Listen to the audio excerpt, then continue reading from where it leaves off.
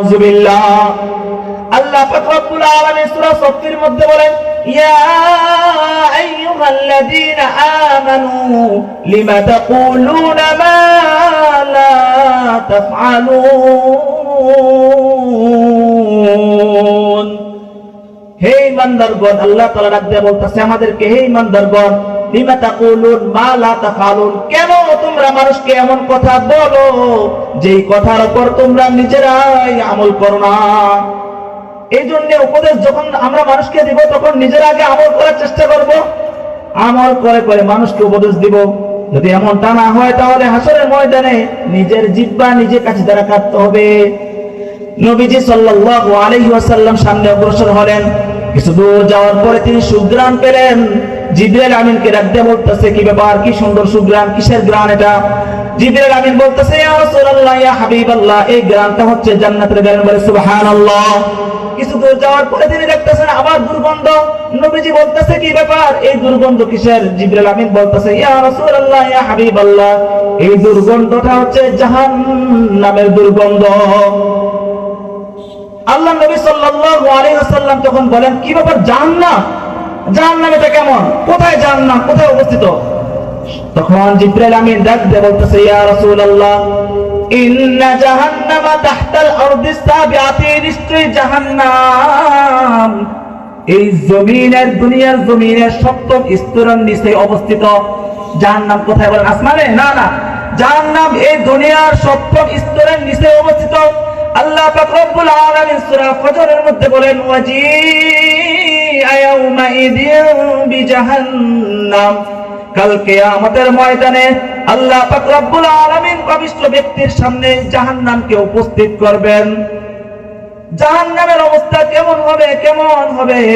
তাফসীরে জালালাইনের মধ্যে আল্লামা Jalaluddin Suyuti রাহমাতুল্লাহি আলাইহি সহকারে আল্লামা জালালউদ্দিন মুহাল্লি রাহমাতুল্লাহি আলাইহি তিনারা বলেন যে জাহান্নামকে ময়দানে আসরে প্রায় ৭০,০০০ লাগাম পরানো হবে। নাউযুবিল্লাহ। ৭০,০০০ জাহান্নামকে লাগাম পরানো হবে। এক একটা লাগামের পিছনে প্রায় নিয়োগ হবে ৭০,০০০ ফেরেশতা। তারা জাহান্নামকে টেনে বের করবে, সেই দুনিয়ার নিচ থেকে টেনে বের করবে। তখন জাহান্নাম বিকট আওয়াজ করবে, শু শু আওয়াজ করে ওই পাপিষ্ঠ ব্যক্তির সামনে উপস্থিত হয়ে যাবে। এই জন্য প্রিয় ভাই, পাপ করা যাবে না, কোনো পাপ করা যাবে না, পাপকে ঘৃণা করতে হবে। আল্লাহ পাক রব্বুল আলামিন কোরআন কারীমের মধ্যে তিনি বলেন, ওয়াদারু যাহিরাল ইসমি ওয়া বাতিনা, মনে রাখবেন পাপ মৌলিকভাবে দুই প্রকার। আল্লাহ তাআলা রাখবে বলতেছে, ওয়াদারু যাহিরাল ইসমি ওয়া বাতিনা, তোমরা প্রকাশ্যে করা গুনাহসমূহ ছেড়ে দাও এবং গোপনে করা গুনাহসমূহ ছেড়ে দাও।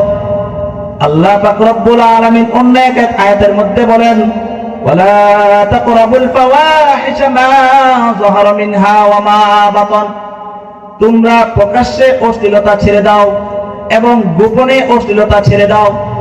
এখানে আল্লাহ তাআলা দুইটা কথা বলেছেন। তোমরা প্রকাশ্যে গুনাহ ব্যভিচার ছেড়ে দাও এবং গোপনে করা গুনাহ ছেড়ে দাও, এবং তোমরা প্রকাশ্যে অশ্লীলতা ছেড়ে দাও এবং গোপনে করা অশ্লীলতা ছেড়ে দাও। এই আয়াতগুলো দ্বারা বোঝা যায় পাপ তথা গুনাহ মৌলিকভাবে দুই প্রকার। একটা হচ্ছে করণীয় বিষয়গুলোকে না করা পাপ, আরেকটা হচ্ছে বর্জনীয় বিষয়গুলোকে করা পাপ। এক নাম্বার কি? করণীয় বিষয় না করা পাপ। ২ নাম্বার বর্জনীয় বিষয় না করা পাপ। আল্লাহ পাক রব্বুল আলামিন বলেন, এবার আসেন করণীয় বিষয়গুলো কি, যেগুলো না করা পাপ। মহাগ্রন্থ আল কোরআনের মধ্যে আল্লাহ তাআলা বলেন, ওয়া আকিমুস সালাহ ওয়া আতুজ যাকাহ, নামাজ প্রতিষ্ঠা করো, যাকাত আদায় করো। বলেন নামাজ প্রতিষ্ঠা করা এটা কি করণীয় নাকি বর্জনীয়? করণীয়। বলেন কি নামাজ প্রতিষ্ঠা করা এটা কি করণীয়? যাকাত আদায় করা এটা করণীয়। আল্লাহ পাক রব্বুল আলামিন সূরা নূরের ৩০ নম্বর আয়াতের মধ্যে বলেন, কুল্লিল মুমিনিনা ইয়াগুদ্দু মিন আবসারিহিম ওয়া ইয়াহফাযু ফুরুজাহুম, হে নবী আপনি আপনার উম্মতের মুমিন পুরুষদেরকে বলে দেন, ইয়াগুদ্দু মিন আবসারিহিম, তারা যেন তাদের দৃষ্টিকে নত করে রাখে, ওয়া ইয়াহফাযু ফুরুজাহুম, তারা যেন তাদের লজ্জাস্থানকে হেফাজত করে।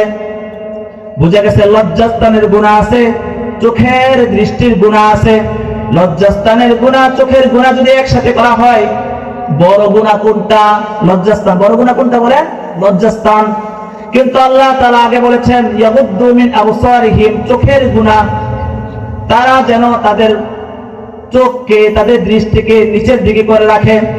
আল্লাহ পাক রব্বুল আলামিন যে কথা বলেছেন, এর দ্বারা বোঝা যায় চোখের মাধ্যমে বান্দা প্রথমে গুনাহকে শুরু করে এবং লজ্জাস্থানের মাধ্যমে সেটা বাস্তবায়ন করে ফেলে। এই জন্য আল্লাহ তাআলা আগে চোখের গুনাহকে আল্লাহ তাআলা বলছেন তারা যেন তাদের দৃষ্টিকে নত করে এবং লজ্জাস্থানকে হেফাজত করে।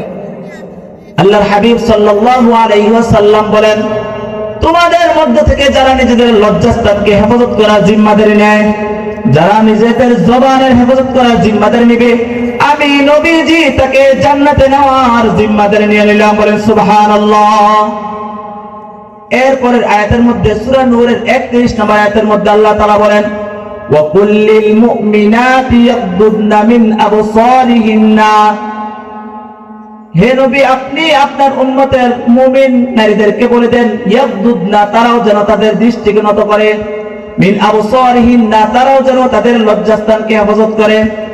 এই আয়াতগুলো দ্বারা বোঝা যায় পুরুষের পর্দা হচ্ছে নজরকে নিচের দিকে রাখা, আর মহিলাদের পর্দা হচ্ছে চেহারা ঢাকা। আল্লাহ পাক রব্বুল আলামিন সূরা আহজাবের 59 নম্বর আয়াতের মধ্যে বলেন, ইয়া আইয়ুহান নাবিয়্যু কুল লিআজওয়াজিকা ওয়া বানাতিকা ওয়া নিসাইল মুমিনিনা ইউদিনিনা আলাইহিন্না মিন জালাবিবিহিন।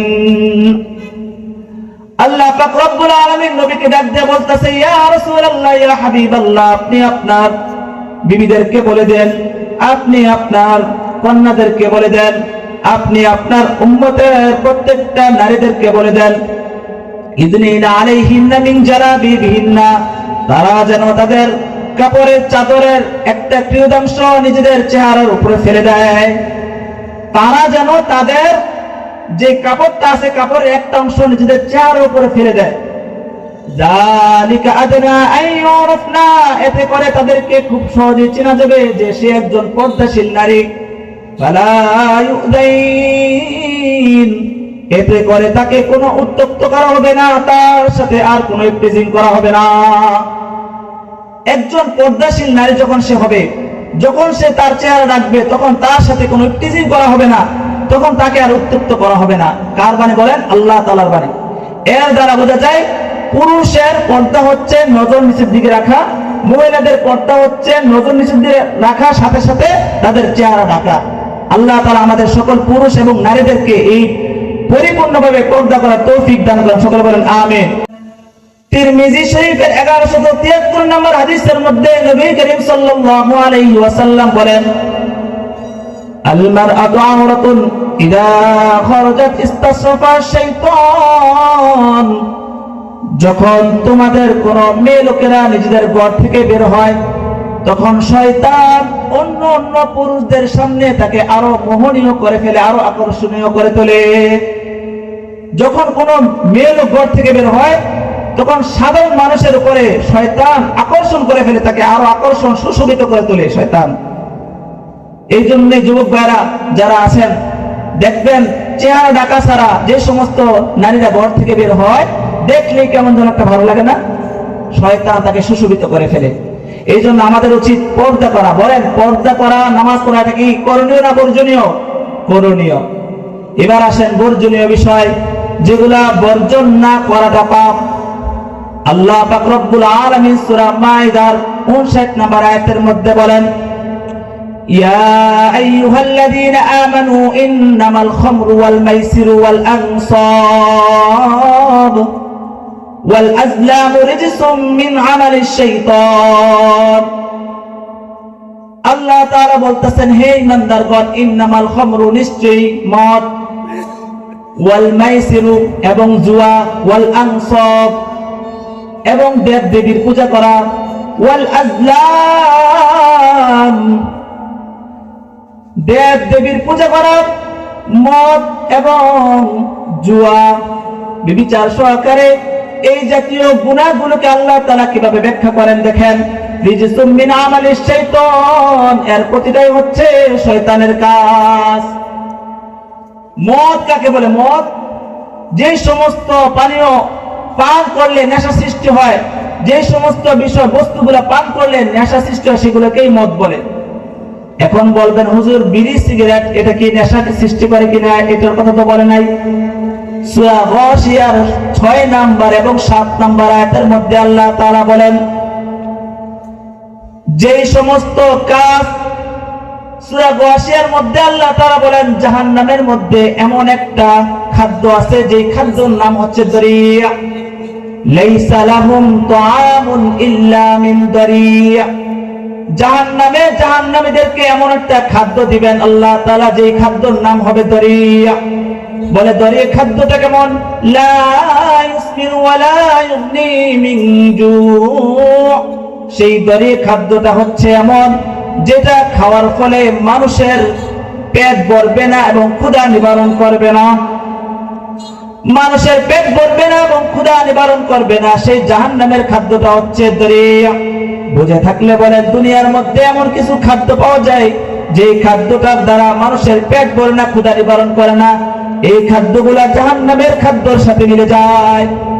এই জন্য প্রিয় ভাই, যেগুলা বর্জনীয় কাজ এগুলো যদি আমরা করি তাহলে পাপ হবে, এবং যেগুলো করণীয় সেগুলো যদি আমরা না করি তাহলে পাপ হবে। আল্লাহ তাআলা এই সমস্ত পাপ কাজ থেকে আমাদের সকলকে হেফাজত দান করেন। সকল বলেন আমিন। আল্লাহ পাক রব্বুল আলামিন পাপ থেকে নিজেদের ঈমানকে পাপ থেকে যেন মুক্ত করতে পারি এবং আমলের প্রতি যেন আমরা অগ্রসর হই, এবং যে আমলটা আমরা করব, নবীজি সাল্লাল্লাহু আলাইহি ওয়াসাল্লাম বলেন, পাপ মুক্ত হয়ে আখলিস দীনাকা ইয়াকফিকাল আমালুল কলিল। ঈমান